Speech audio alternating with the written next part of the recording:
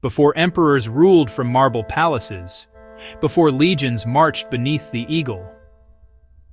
There was a time when Rome was just a cluster of huts on 7 dusty hills. This is the story of how a humble Latin village became the capital of the ancient world, with the help, and later the downfall, of its first great rivals, the Etruscans.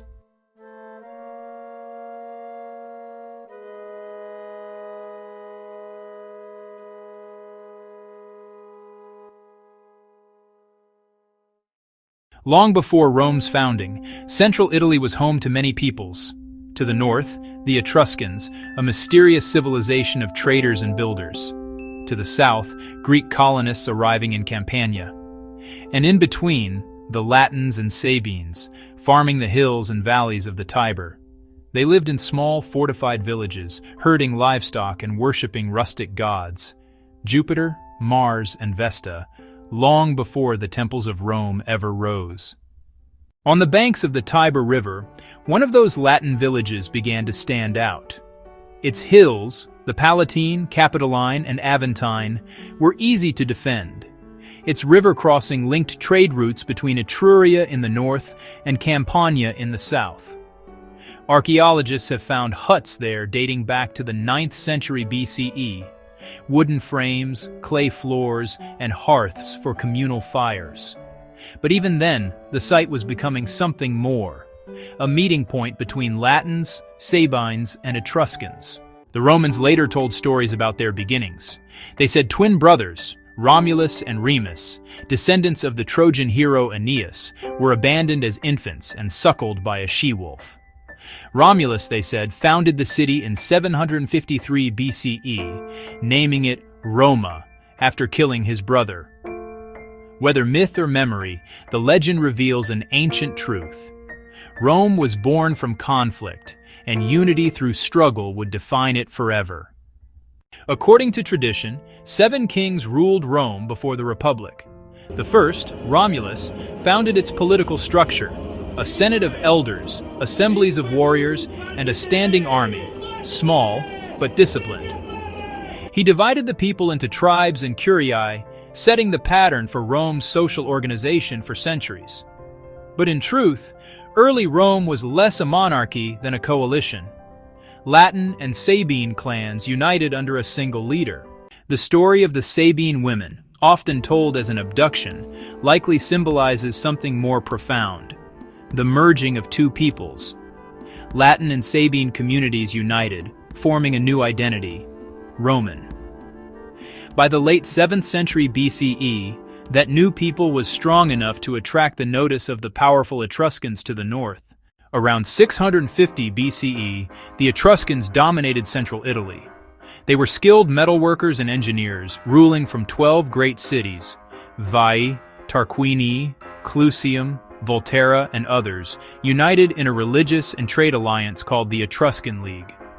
Their ships traded with Greece and Carthage. Their artisans crafted gold jewelry and intricate bronze statues. Their temples stood on raised platforms, precursors to the great Roman sanctuaries to come.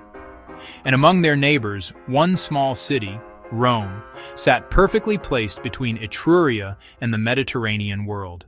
By the early 6th century BCE, Etruscan nobles began to rule Rome itself. The first was Lucius Tarquinius Priscus, from the city of Tarquinii. He brought Etruscan wealth, culture, and ambition to the Tiber. Under his rule, Rome became a true city. He drained marshes to build the Forum, began construction of the Circus Maximus, and strengthened Rome's walls. He introduced Etruscan symbols of authority: the toga, the curule chair, and the fasces, carried by royal attendants as a sign of unity and power. His successor, Servius Tullius, transformed Rome's society. He introduced the census, ranking citizens by wealth and military capacity, and created new assemblies that gave political voice to property holders. He expanded the city's boundaries, enclosing all 7 hills within one defensive wall, the Servian Wall, and organized the army by centuries rather than tribes.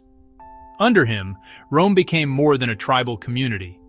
It became an organized state, with classes, soldiers, and a city plan that reflected its growing power. The last king, Lucius Tarquinius Superbus, ruled as a tyrant. He used forced labor to finish the massive Temple of Jupiter on the Capitoline Hill, the largest and most magnificent building in Rome's early history. But his cruelty and his son's violence against the noblewoman Lucretia drove the Romans to revolt. Led by Lucius Junius Brutus, they overthrew the Tarquins in 509 BCE, vowing never again to serve a king. In the king's place, the Romans created the Republic, a government of checks and balances. 2 consuls, elected annually, would share power. A senate of elders advised them, and the assemblies gave voice to the people, at least the wealthier ones. The Etruscan monarchy was gone, but its influence endured in Rome's architecture, symbols, and institutions. The expulsion of the Tarquins didn't end the struggle. Tarquinius Superbus fled north, appealing to his allies in the Etruscan League. Lars Porsena, king of Clusium, besieged Rome to restore him. But Rome held firm. Stories tell of Horatius Cocles defending a bridge alone, and Mucius Scaevola burning his hand to prove Roman courage. Myth or not, these tales mark the birth of Rome's new identity, a republic defiant against kings. For the next 2 centuries, Rome fought the cities of the Etruscan League. The most famous battle came against Veii, just 12 miles north of Rome. The war lasted a decade. Finally, in 396 BCE, under Marcus Furius Camillus, Rome captured the city, reportedly by digging tunnels beneath its walls. The fall of Veii doubled Roman territory and broke the Etruscan League forever. As Rome rose, the Etruscans fell. Divided and weakened, their cities were overrun by Celts and absorbed by Rome's growing republic. By the 3rd century BCE, the League had vanished, its people Romanized, its language forgotten. But the Etruscans never truly disappeared. Their engineering shaped Roman roads and aqueducts. Their religion became the basis of Roman ritual. Their symbols, the fasces, the toga, the curule chair, lived on for centuries. The Etruscans built the city. Rome built the empire.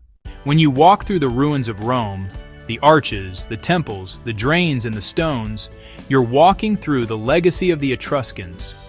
They turned a cluster of huts into a city, and Rome turned that city into an empire. If you enjoyed this journey into the ancient world, don't forget to like, subscribe, and hit the bell. Join us as we follow Rome through its extensive journey.